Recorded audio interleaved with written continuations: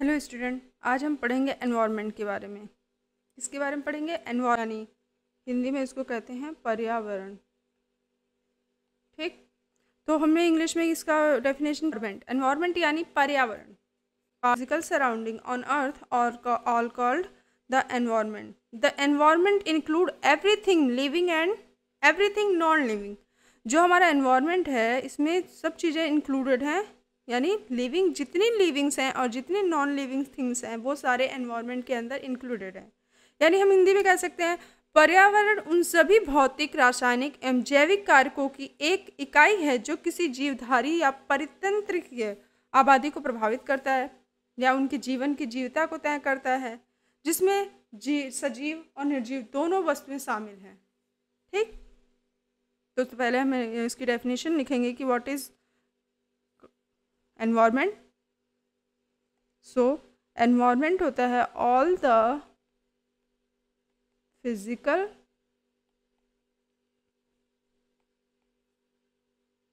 Surrounding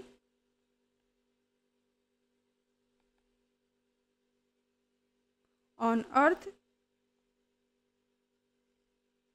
are called the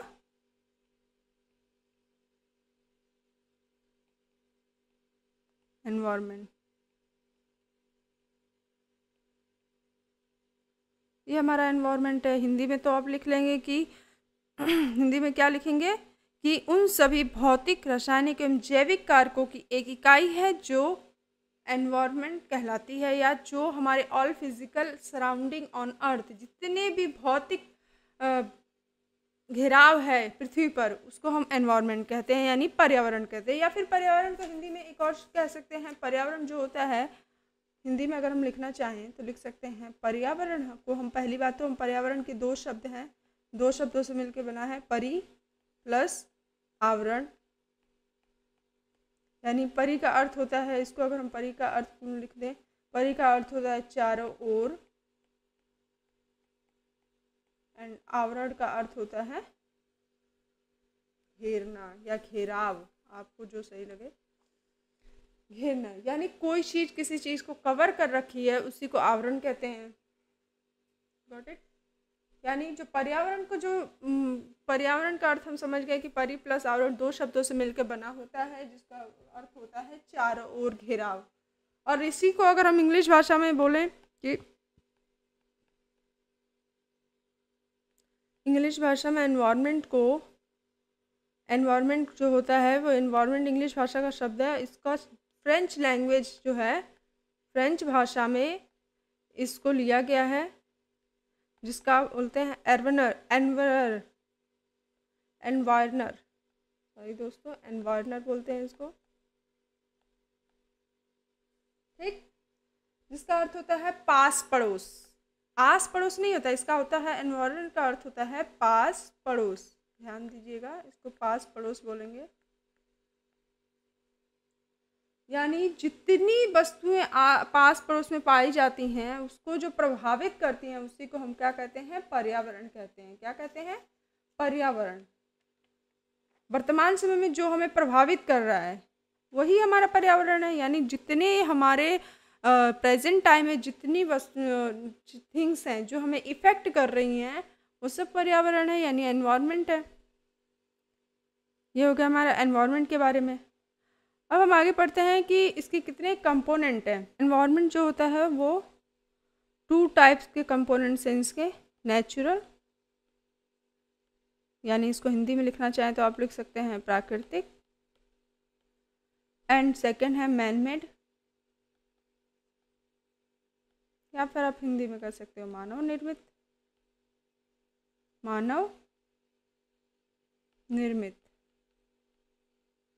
ठीक, अब natural और मानव निर्मित। नेचुरल का मतलब तो आप सभी जानते हो, नेचुरल जो हमें पहले से यहाँ पे प्रेजेंट है, जिसे हमने नहीं बनाया है, जो ऑलरेडी पहले से हमारे पृथ्वी पे यानी हमारी अर्थ पे प्रेजेंट है, उसको हम बोलते हैं प्राकृतिक यानी नेचुरल। एंड सेकेंड है मैन मेड थिंग्स।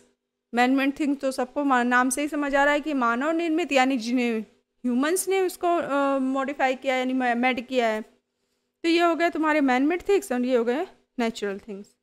अब नेचुरल थिंग्स में दो टाइप्स के होते हैं। नेचुरल थिंग कौन से हो गए? 2 टाइप्स के, यानी जो पहले से हमारे अर्थ पर प्रेजेंट है, यानी पृथ्वी पर पहले से मौजूद हैं, जिसको हमने नहीं बनाया है। यानी 2 टाइप्स के हैं, जैविक यानी लिविंग थिंग्स यानी जैविक, हिंदी में लिखाना चाहो तो लिख सकते हैं जैविक। एंड सेकंड है नॉन लिविंग। क्या है? Non living things. ओके, यानी हिंदी में लिख सकते हैं तो लिख दीजिए अजैविक। ये हमारा हो गया प्राकृतिक के बारे में, यानी living and non living.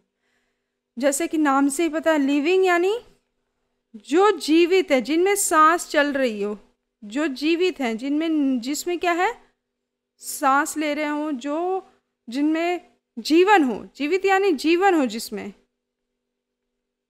Non living जिसमें जीवन नहीं हो, जैसे फॉर एग्जाम्पल जीवन में, सॉरी इसका एग्जाम्पल बता देते हैं, जैसे हो गया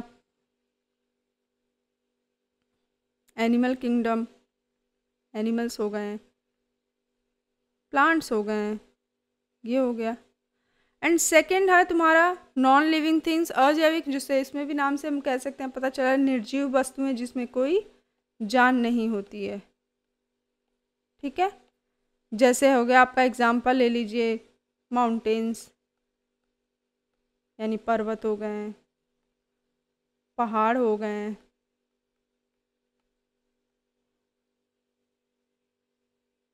सॉइल हो गया, मृदा यानी वाटर हो गया,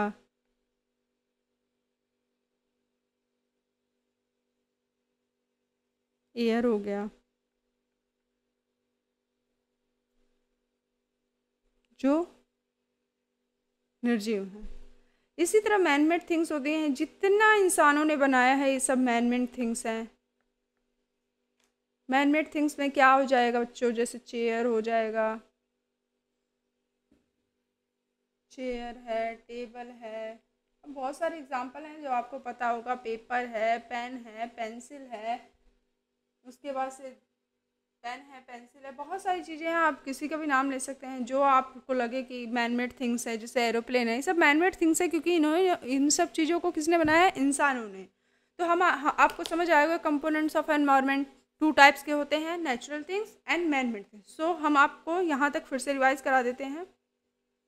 हमने पढ़ा environment. What is environment? Environment होता क्या है? All the physical surrounding on earth are called environment, यानी जितने भी भौतिक घेराव हैं पृथ्वी पर, चारों तरफ हमारे जितने भी भौतिक चारों तरफ जितने भी भौतिक चीज़ें हैं पृथ्वी पर, उसको हम एनवायरनमेंट कहते हैं, यानी पर्यावरण कहते हैं। अगर हम इसी को हिंदी में पढ़ना चाहें तो पर्यावरण उसको कहेंगे जो मतलब पर्यावरण जो है 2 शब्दों से मिलकर बना होता है, परि प्लस आवरण, चारों ओर घेराव, यानी उन सभी भौतिक, रासायनिक एवं जैविक कारकों की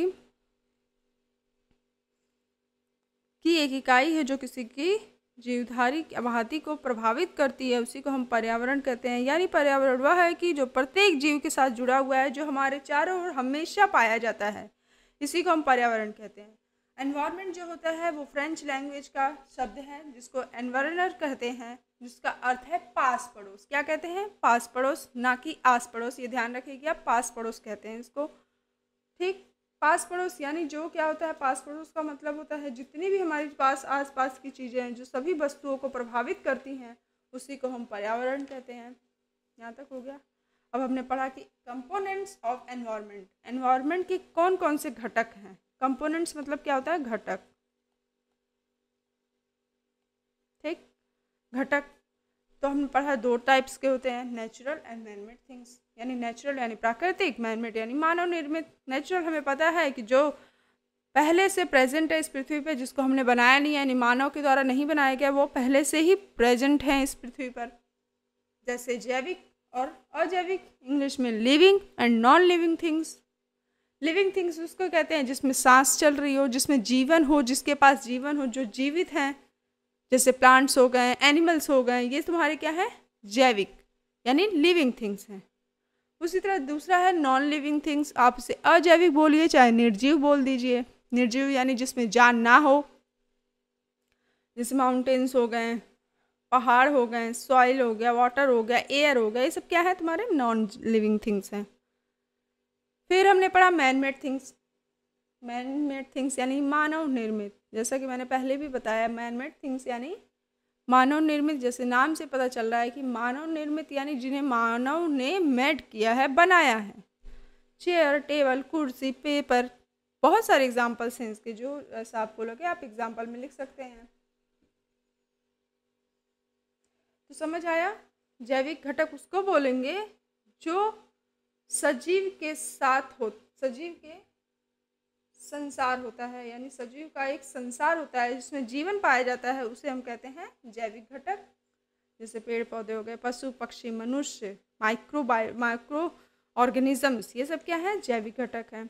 अजैविक घटक हमने पढ़ा जिसमें निर्जीव वस्तुएं होती हैं जो प्रकृति द्वारा निर्मित किया गया है।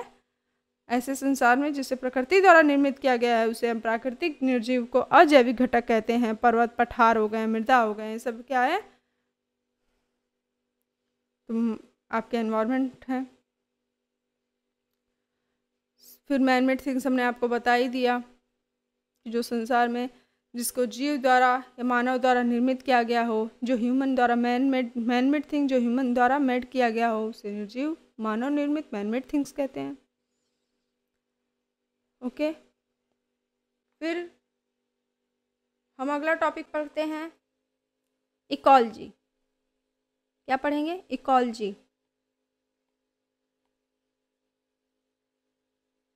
यानी पारिस्थितिकी तंत्र।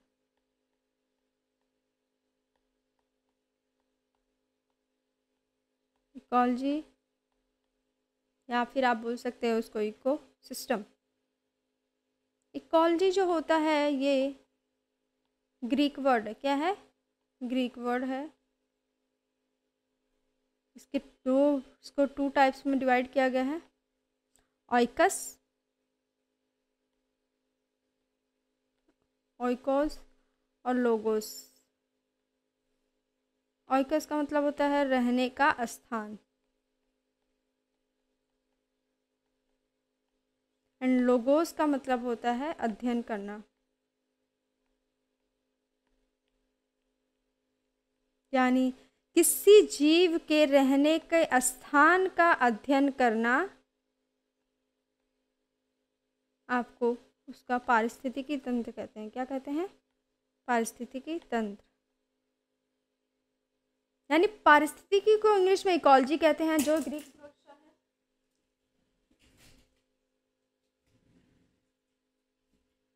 जो ग्रीक भाषा है, जो दो शब्द ऑइकस और लोगोस से मिलकर बना होता है, जिसको ऑइकस का मतलब हमने बता ही दिया कि रहने का स्थान व अध्ययन करना होता है, जिसके आधार पर हम ये कह सकते हैं कि किसी जीव के रहने का स्थान का अध्ययन करना इकोलॉजी कहलाता है। क्या कहलाता है, इकोलॉजी कहलाता है। समझ आया,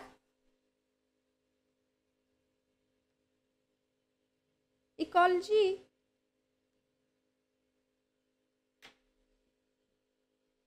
तो हमने पढ़ा इकोलॉजी क्या होता है, बच्चों थोड़ा बताएंगे हमें। इकोलॉजी का अर्थ है, इकोलॉजी हमने पढ़ा, इकोलॉजी को हम तो हिंदी में पारिस्थितिकी तंत्र कहते हैं। क्या कहते हैं, पारिस्थितिकी तंत्र। क्या कहते हैं, पारिस्थितिकी तंत्र।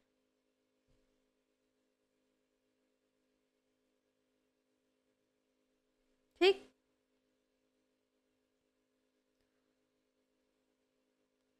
पारिस्थितिकी तंत्र कहते हैं। तो या इसको हम इंग्लिश में पढ़ना चाहे तो पढ़ सकते हैं, the ecology word, ecology is made up of two Greek words, oikos and logos. Oikos means place to live and study respectively. On the basis we can say studying the habitat of foundation is called ecology. So हम इसको English में लिख लेते हैं, the English word of ecology is made up of two Greek word. First है oikos and second है logo, which means. तो आपको ये टॉपिक कैसा लगा आप बताएं।